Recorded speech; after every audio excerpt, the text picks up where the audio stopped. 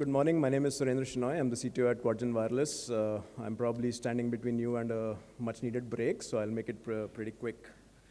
So what does Quadgen do?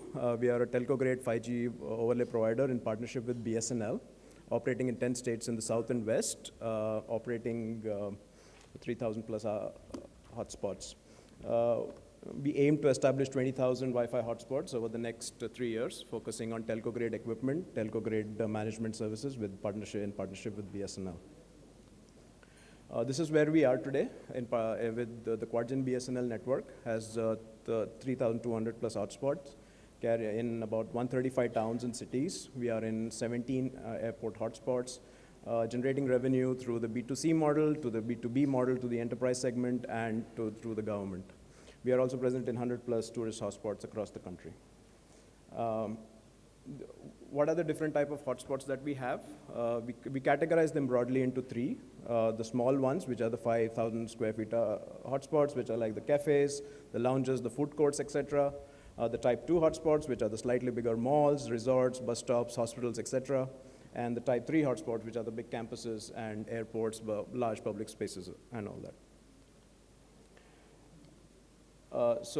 Here are a few case studies of our deployments that show the strength of public Wi-Fi and what it can be achieved. So this is what we did in Kasala village in Nagpur with the help of the Maharashtra government. What we've observed, the key takeaway is that the rural consumer is consuming almost 20 GB a month. In a small village of about 3,000 people, we have about 800 unique monthly active users. And the consumption is around 1.5 TB in a month, which comes to about 20 GB a month per user. A large amount of entertainment content is being consumed, along with a lot of vocational and educational content, and it's making a real difference in the people's life.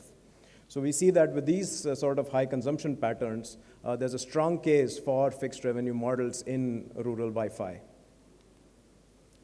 Going on to the urban area, so we've done this in Hubli bus stand, which is a town in Karnataka. So we're seeing there is that with our revenue plans, which is about 15 minutes one-time usage, there are a lot of users who come in, more than 1,000 users a day, who come in and consume those 15 minutes, downloading about 100 to 200 MB of data, which might be a short clip or a movie or something like that. And then that's what we are seeing, about 5,000 sessions a day. The other one that has a lot of potential is the university model. So we have this in Telangana University in near Hyderabad, which has about 1,400 students that are provisioned, consuming about 18 TB a month. As you can quite imagine, that's the demographic which uses a lot of this data consumption that happens.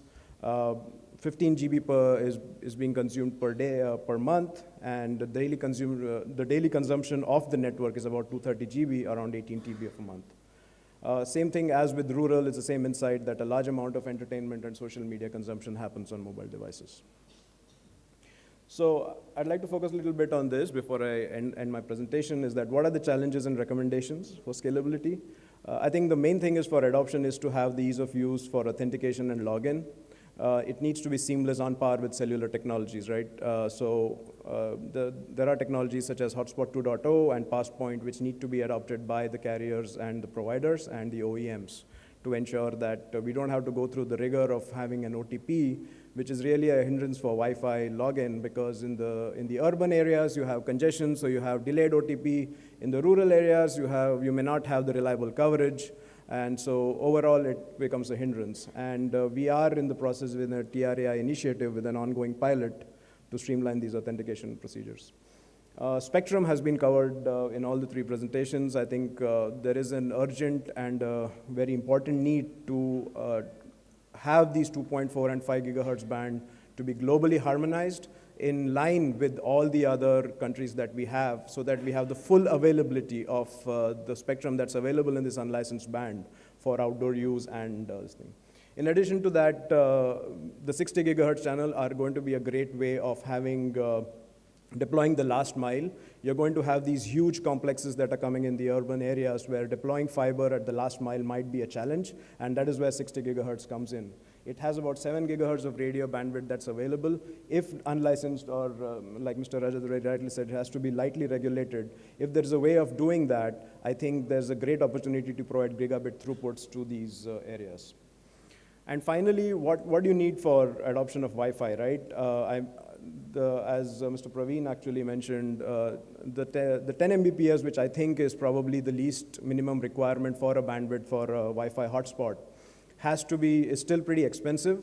And if you are going to continue at this rate, it's going to make having viable business models a little challenging.